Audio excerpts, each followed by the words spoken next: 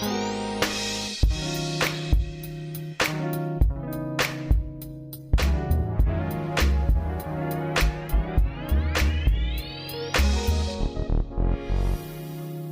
everyone. Welcome to another episode of Scouting for Growth. I am Sabine VdL, and today I have the privilege of hosting a leader who has mastered the art of alleviating real-world challenges with some of the most sophisticated and complex technologies. From commanding roles in the US Navy to pioneering cybersecurity practices at Google and leading the vanguard in API code automation, our guest's journey is nothing short of exceptional. Terence Bennett, CEO of DreamFactory Software, brings with him a decades of worthwhile insights into cybersecurity, adversarial simulations, and API advancements. He is a veteran, both in serving his country and in protecting digital domains. Passionate about public service, Terence is dedicated to giving back, be it through the American Red Cross or by supporting veterans grappling with PTSD. Today, we are going to delve deep into Terence's illustrious career, the current cyber threat landscape, and the role of emerging technologies in shaping our digital future. Whether you are a CEO, a CTO, or someone aspiring to break into the cybersecurity arena, this episode promises to be a trove of valuable insights. So, without further ado, let's unravel the intricacies of the digital world with Terence Bennett. Let's crack the cybersecurity code. Welcome, Terence.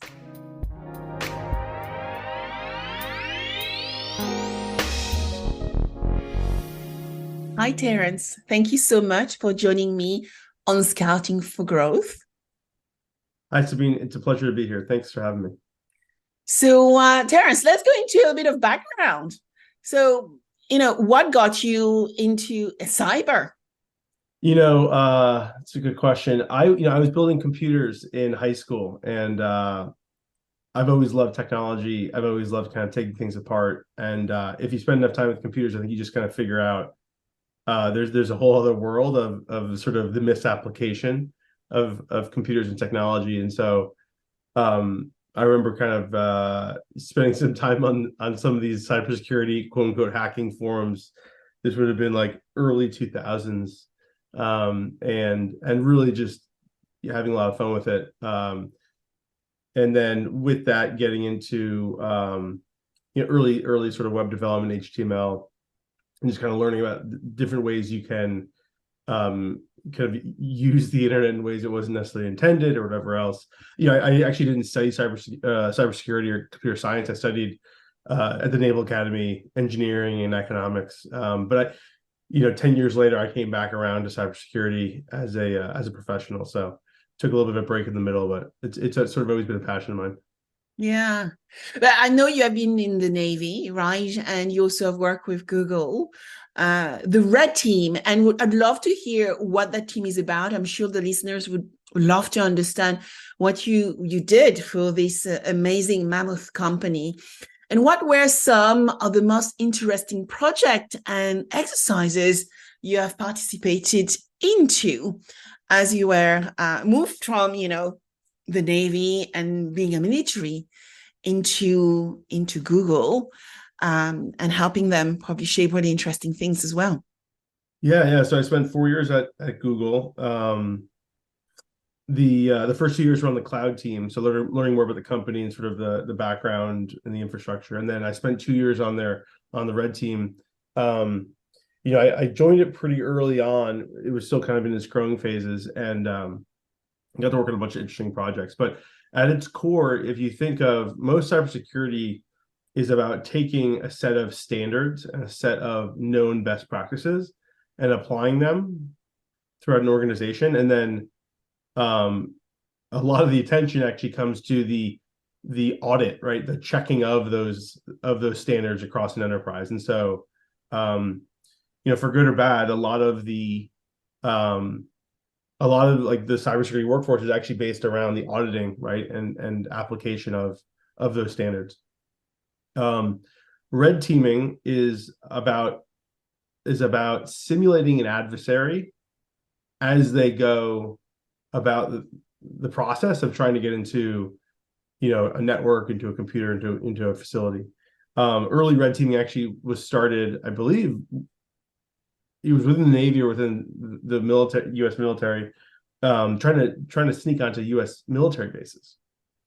Right. So it's like you build this big wall, you put barbed wire on top, you build a big gate. Let's take then a group of people who are very skilled at getting into places they shouldn't be, and see how do they actually approach this problem. Because kind of like the Imagine Online, like they might just go around the wall, right? And so there's a lot of that going on in cybersecurity as well. And as cybersecurity as a field has sort of matured, you'll find very specific signatures to different types of attackers in the way they go about actually doing that. And so as a red team, you very quickly end up in this situation where you become a sparring partner of sorts. You become it becomes a cat and mouse game between yourselves and between the team that's defending, right? We refer to them as the blue team. And within organizations, the security, the sort of home security team is typically referred to as blue team. And so you go about trying to get into in this case, we're getting into Google's network, right? From the outside, without any sort of established foothold. And we're trying to mimic what we believe to be a real life adversarial campaign, right? And so we'll actually base it around current events. We'll base it around what's going on in the world and what we think maybe nation state actors would actually want to do, or what they want access to and how they might go about it, right? And then with that mindset, we can then look at established, what we call TTPs, tactics, techniques, and procedures that are common from that group, and we can actually mimic them within the exercise. And you're really good at this when the blue team, if they find you, which often they almost always, well, they do, it doesn't mean they stop you, but that's sort of a separate conversation. If they find traces of your attack, they think it's real. That's how you know you're getting pretty close to success. And so what you can do is you can actually, if all you're doing is finding bugs in code, it's a very, very, very expensive way of doing that, right? There's probably much better ways that you can do that in a scalable way. But if you're actively simulating the adversary and you're finding unknown holes or gaps in typically it's around sort of policy, right? And you're making the blue team think that this is a real attack, and you're giving them real world or as close to real world experience, then there's a lot of value to be gained by the company and by the organization. And so you are Google doing this, are big companies, international, corporates applying the same techniques within their enterprises? A lot of them are. There's at DEF CON, there's a group of us that get together. I can just say that like all the big tech companies have people at these conferences. So red teaming is definitely something you see across the industry. It's an incredibly valuable way to take a small group of security engineers and apply them to a group to add value. Because what you often find is very secure code, very secure infrastructures.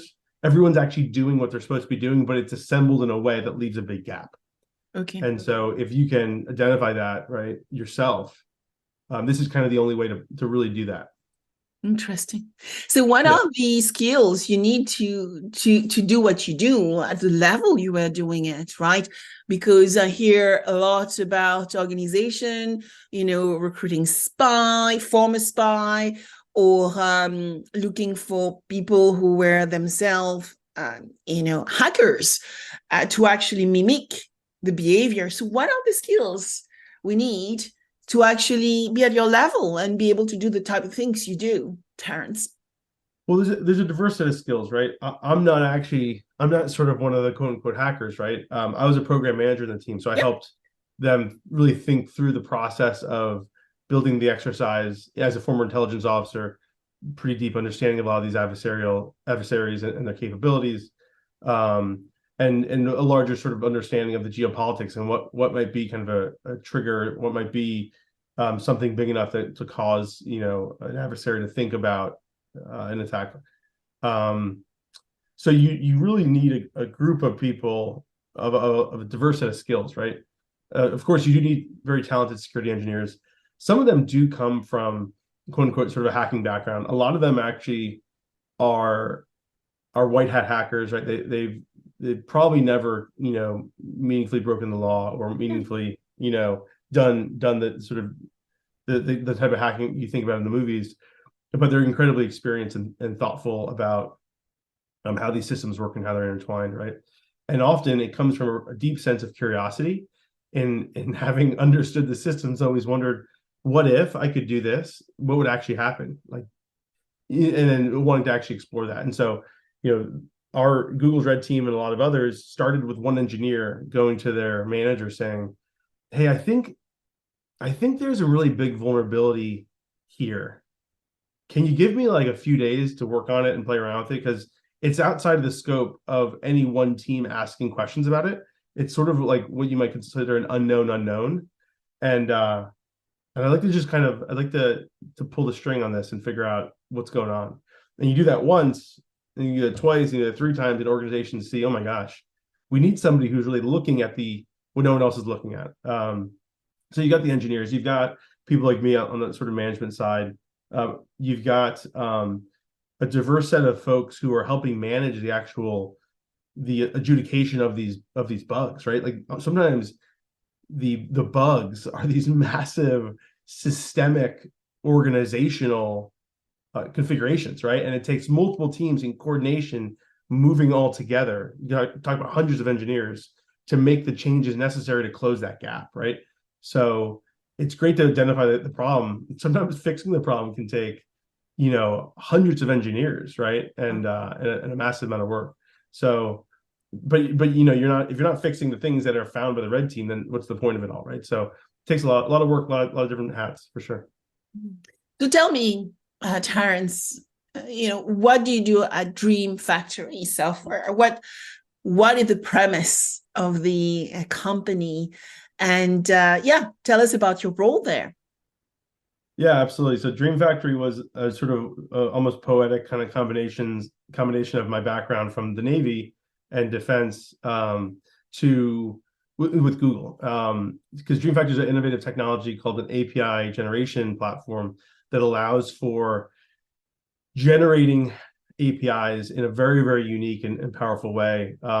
It's really an automation tool at its heart, and a lot of large organizations with a lot of developers have the sort of luxury, if you will, of being able to throw a lot of engineers on projects like creating APIs. But the government and defense specifically often doesn't, right? They really struggle with both attracting and retaining engineers. And so we're working hard to bring this technology to the public sector. We've had a lot of customers actually find us via Google search, which if you've done any work with the government, you know that they're typically not buying software via Google. And then we get a lot of large enterprises, large tech companies, large banks, insurance companies, because what DreamFactory allows you to do is connect a diverse set of systems, everything from 1970s IBM systems to modern data warehouses like Snowflake. You can connect into these databases. You can map that data layer, that database schema forward into an API schema, and in a matter of seconds, generate live APIs that are secure with role-based access and API keys. And so it's like I said, it's sort of this blend of all my interests between public sector and in cloud and security, because we're able to sort of through automation bring this technology to customers' environments very, very quickly in a really secure way. So hopefully I was able to kind of talk around that. It's a complex tool. If you're not a developer, it might sort of go over your head. So I'm trying to kind of dumb it down a little bit for the audience. Yeah, I mean, it's helpful to understand what you're doing. And APIs, we are in an API world now where, whether it's small, I work with small companies and big companies and helping them to collaborate and partner with one another. So an API strategy is always very important for both sides to be able to work together. What do you feel is the biggest challenge when you think about building those API strategies and enabling organization to build a partnership ecosystem and work with one another to actually achieve better outcome, service the customer better? Yeah, absolutely. So I just spent, I was actually preparing for a presentation this week at API World Conference. So I've been spending a lot of time in the Postman 2023 report of the API, which is this broad annual survey. And I can tell you exactly what the challenges are, right? The challenges are, first and foremost, having enough people and the right skills to actually build APIs. And what's fascinating is you've got this sort of public facing set of APIs, which account for 14% of the actual total number of APIs that teams are building. And in some cases, they account for half or three-quarters of a company's revenue. But they're also building a diverse set of private APIs in the back end. And a private API is just an API where you are both the receiver and the giver and the receiver, right? You're sending data to yourself across systems, across architectures, and that accounts for 61% of APIs. And so what we perceived is that you've got a very, very valuable set of teams, API development teams, that have a coveted set of skills around API design, where those skills should really be dedicated on the public APIs, the partner APIs that are generating revenue directly. And those skills are being sort of spread like peanut butter across all the different APIs, including the 61% of APIs that are private.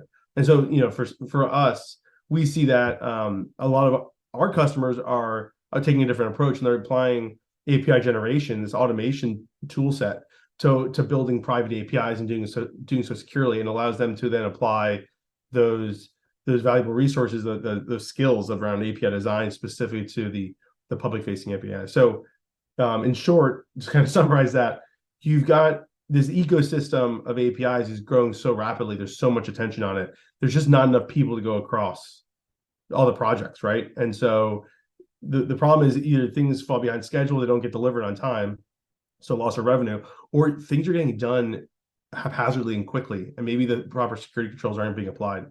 And so, like you would with a lot of tools, or like a lot of different domains, if you can apply automation to certain tasks, you can free up hands to work on those that are to the more high priority projects. Yeah, we see that a lot with AI now and generative AI. We were talking about automation a lot, but with that comes risk. And so what I often hear, now corporations are working with a number of clouds, the public cloud and the private cloud, edge computing, and then you're actually leveraging those API and this AI. And you need to make sure your environment is very secure because as you build new assets, you just need to make sure you're not building and bringing more threats within your organization. So when we look at current threats and landscape, what are some of the latest cyber threats or attacks enterprises should be aware of, actually, Terence? What are the things which you see keep enterprises awake at night from a cyber threat viewpoint? I would, it's a great question. And I'd say that the trend is the same it has been, it's just accelerating. So ransomware attacks, as you mentioned, are one of the primary, are the sort of 800-pound gorilla in the room when it comes to threats. And really, what a ransomware attack is taking the penetration of a network and an environment and just monetizing that, or weaponizing it, right? Weaponizing it to monetize it.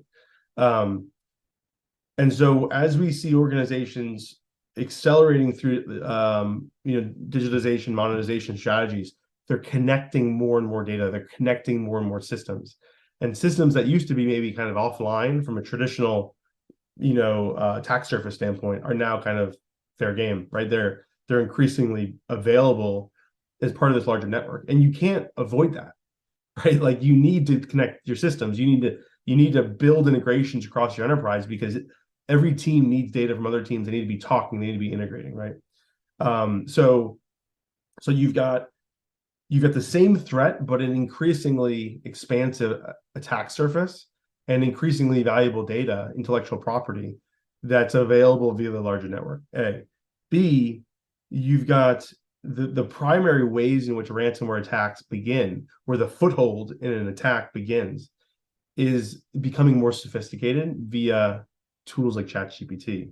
Now anybody can write an incredibly sophisticated and thoughtful and targeted email, convincing someone to click on a link or open a document that they shouldn't. And it used to be often the most coveted skill set in one of these organizations, these criminal attacker organizations, was someone who spoke really, really good English or understood the rules of grammar, right? I'm sort of guilty of not knowing my grammar probably as well as I should, but I lean heavily on ChatGPT to help me find those little kind of typos, right? To find the verb tenses or whatever they are. And so if as a native speaker, I need ChatGPT to write a coherent email, think of how much that helps somebody who, some of these groups, right, who are non-native speakers, because these attacks are originating typically outside of the United States, they're originating in Eastern Europe or wherever else. And so you've got much more sophisticated attacks on the front end, right? Phishing attacks are the number one way that these compromises begin, and you got more and more data, more and more intellectual property available to be sort of locked up via ransomware attacks. So yeah, the threat isn't changing; it's evolving slowly. It's not; these aren't revolutions in sort of in cybersecurity threats. It's really kind of evolutionary, but it's it's growing. Interesting. So what would be some of the best practices we should consider to prevent, detect, respond to those attacks, actually, Terence? Because they're here every day. I train my team constantly to know how I would communicate with them, where I will never communicate through. And so it's about also, coaching your team members to actually be aware of how, attacker may come into the enterprise as well. Yeah, absolutely. So enterprises have a diverse set of risks, and I would lean heavily on your CISO or someone that's CISSP certified to think through that. But the key way to think about it is an attacker first has to get onto the network. They have to first get onto somebody's computer and then onto the network. And so if you can stop them there, you can stop a lot of attacks.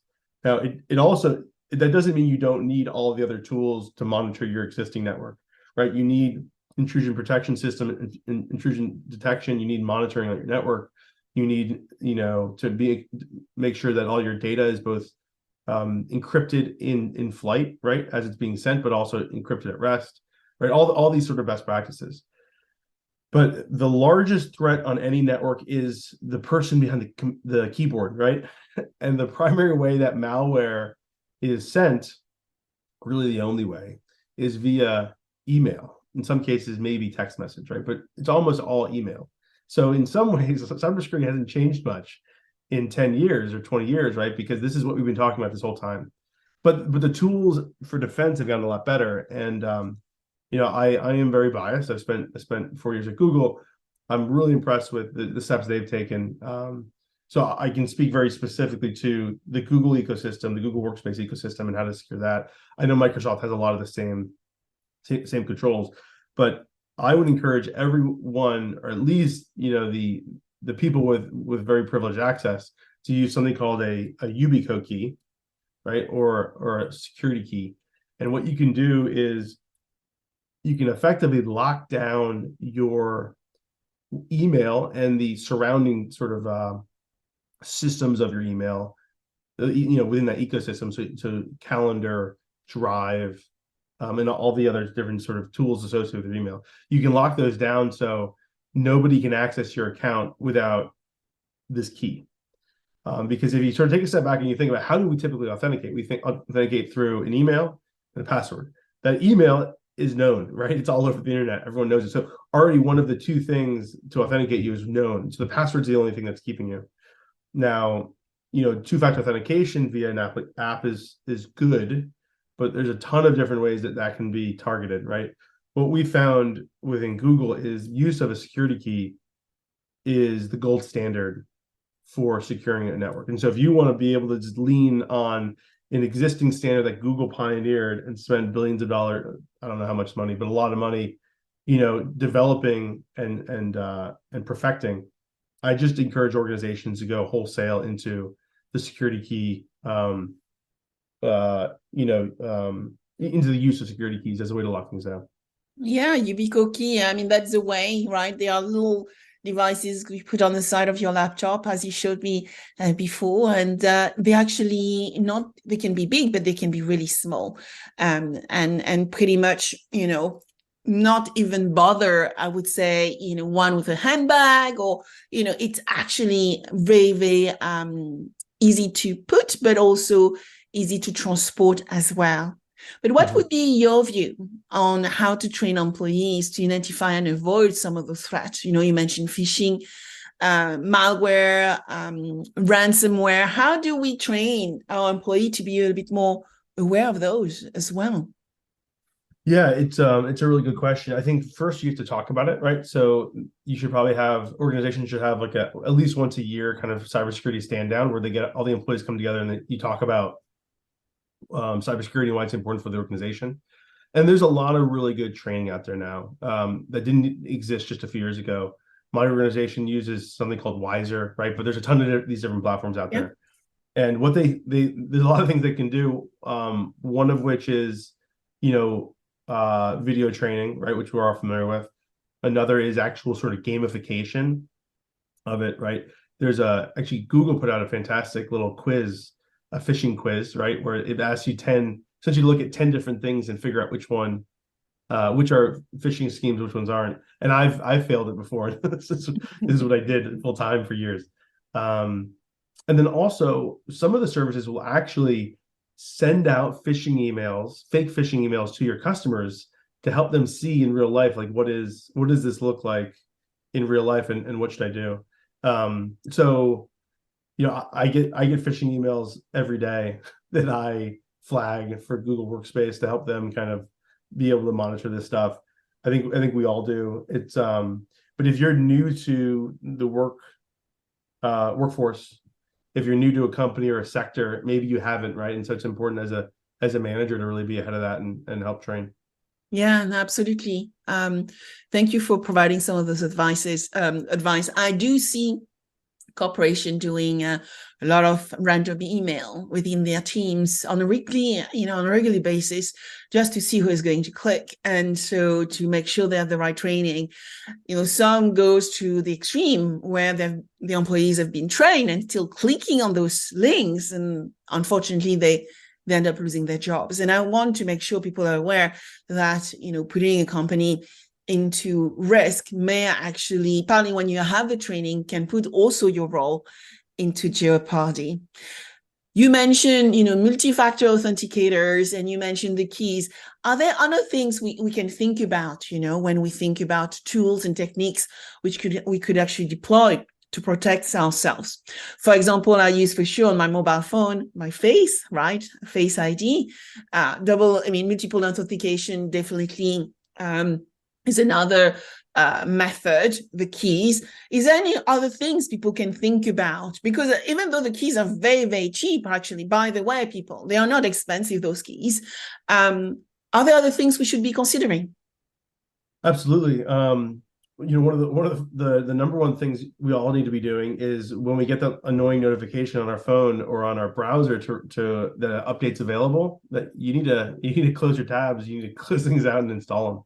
I think it was this month, Apple's released 2 or 3 critical updates that include patches for 0-day vulnerabilities, right? So this is important. This is important work.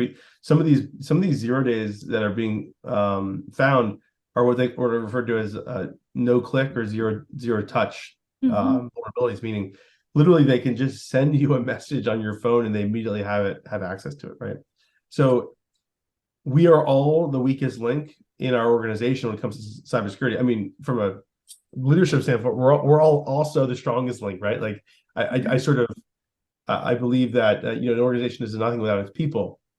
But the fact is, we are also the biggest vulnerability from a cybersecurity standpoint. So we all have to take responsibility to update our devices, to be obviously cognizant and thoughtful about what we click on, to not overshare, right? Documents, not overshare any files, right? To not save things on our desktop that we shouldn't save, right? Like the list goes on. Now we all sort of know what good hygiene looks like from a cybersecurity standpoint, and so that personal responsibility is key. And that's why, to your point, right? Somebody who's a repeat offender of cybersecurity best practices is a serious vulnerability to your organization, and you have to at a certain point ask the question of, is the risk too big? Absolutely. I mean, we talked a lot about big companies, actually, Terence. How can we help small enterprises, small companies to boost their cybersecurity and their security posture in general? What would be your recommendation? You already provided a lot of recommendation, but is there anything smaller businesses should do even more?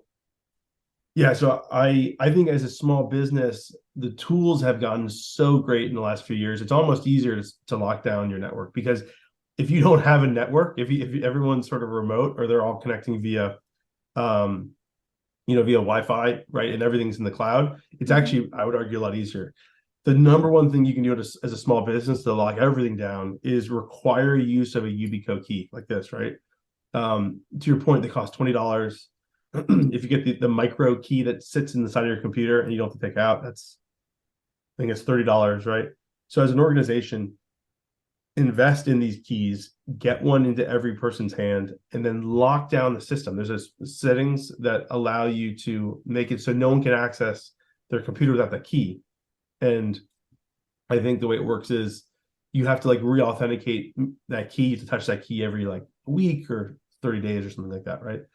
But that allows you to benefit from world-class security that only like some of the biggest enterprises are using, like Google. Yeah. And Google figured this out, right? They learned the hard way that the only way to really lock things down is through this philosophy called zero trust. And zero trust starts with the user and starts with one of these keys. So I think it's actually pretty easy.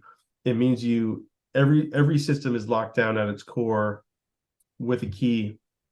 And then depending on your business and what you're doing, right? If you're in real estate and you're looking at like moving large amounts of money between clients or between banks, you have to set up some protocols for your own people as well around verification of identity and other stuff, right? But the first step is to make sure their computers are locked down.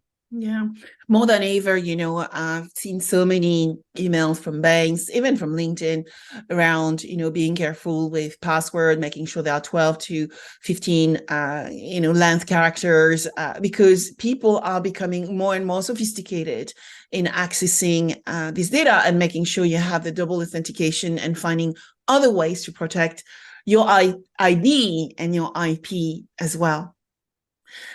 My next question for you, actually, Terence, is when you look at what you are doing at the DreamFactory, how do you scale?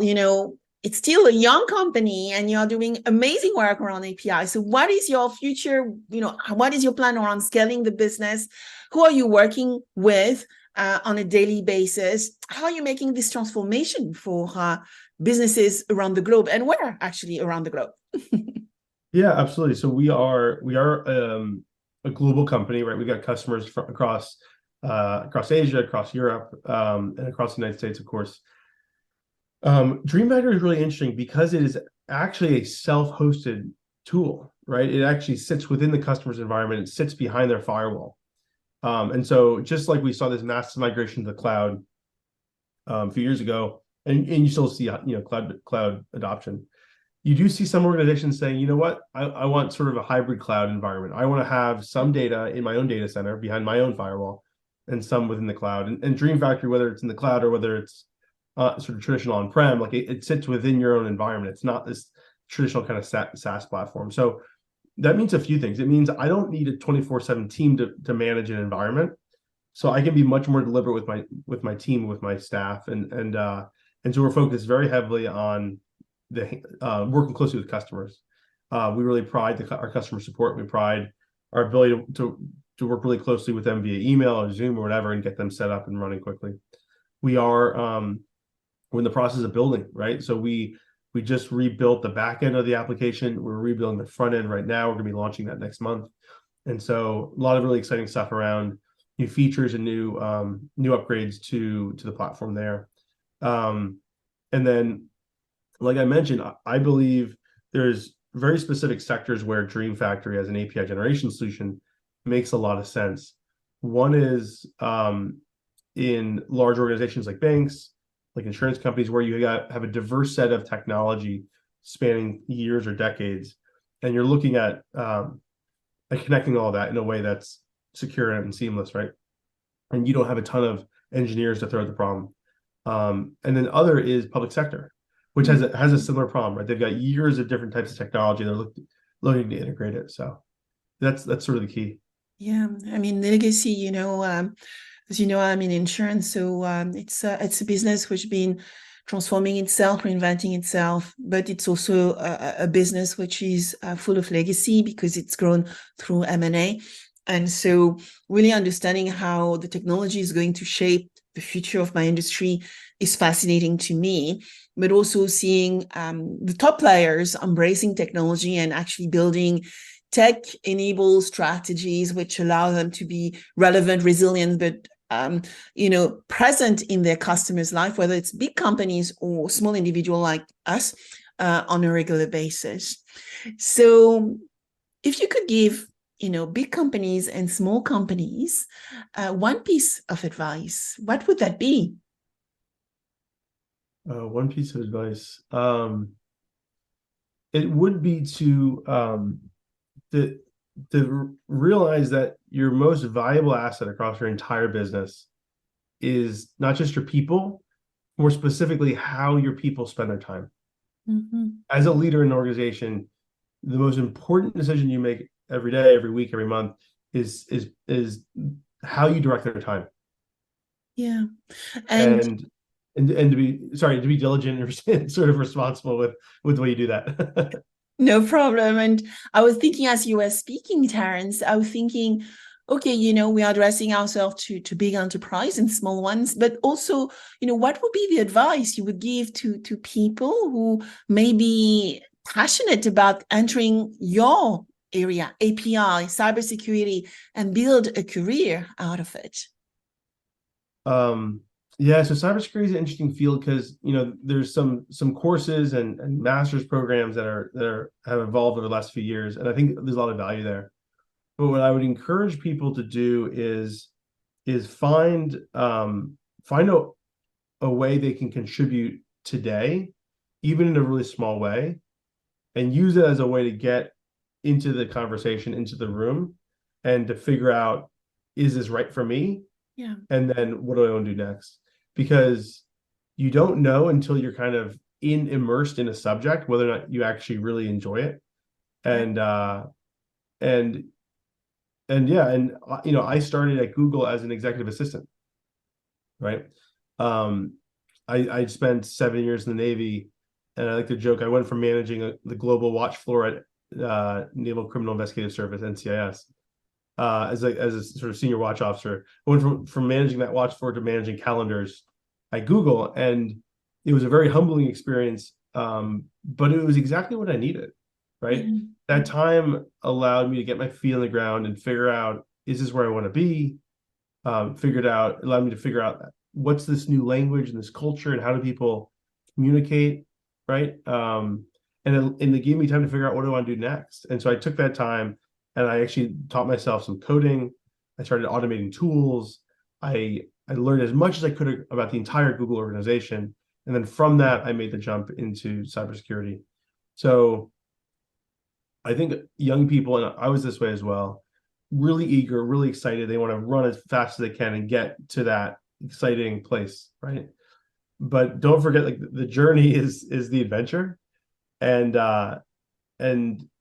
you can't blame people for not trusting somebody with no experience right out of the gate, right? So you got to start somewhere. It does require some humility. It does require sometimes to be the fly on the wall and to Yes. not be the center of attention and to just listen and to absorb, right? And I wish somebody had told me that when I was 18, because I spent a long time worried about how I wasn't moving faster, worried about why I wasn't getting promoted faster. And it's a waste of your time and energy, right? When you can just be happy and curious and trying to figure things out, right? And figure out what's next. We have exciting careers ahead of us, right? And so it's important to take our time and enjoy the wise process. world. I mean, I love the wisdom of your words, actually, Terence. The humility, and also it's absolutely commendable. But yes, I found a lot of my colleagues being in a hurry to be at the top without having all the skills, the depth and the breadth to actually take those roles. And I can only be there on the journey to help them. But actually, even when I reflect, when I was a student, and I love learning, moving into the work environment and doing what I'm doing today, I'm fortunate I can do and learn every day. But once upon a time, working for big companies, you had to ask them, why was I such in a hurry to get out of school and university? Exactly. Exactly the way I feel. Yeah. Yeah. And those first few years I was in the Navy, I was on the ship, I was living in Pearl Harbor, Hawaii, right? In retrospect, I had one of the greatest jobs I'll ever have, right? On a ship, exploring the world, leading this small team. And I was so eager to get off the ship and do bigger things, right? And it's just, I think that's just the reality of youth. Yes, But, just the reality of youth. So, Terence, where can we find you? If people want to get hold of you, what should they do? so I'm pretty active on LinkedIn. I try not to be too active, but I'm not really active on anywhere else. But you can get a hold of me there, or just at dreamfactory.com. Reach out to my team, and you can get a hold of me.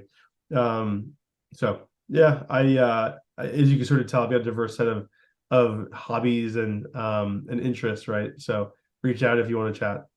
Absolutely. Well, Terence, thank you very much for joining me on Scouting for Growth. Such a great conversation. I'm sure that our listeners are going to devour and really enjoy learning from you. Thank you for spending some time with me today.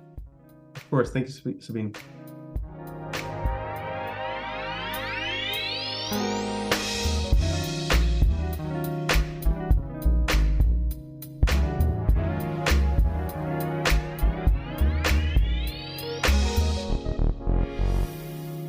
If you like this podcast, subscribe now, share with your friends, and if you enjoyed it, please give it a 5-star review.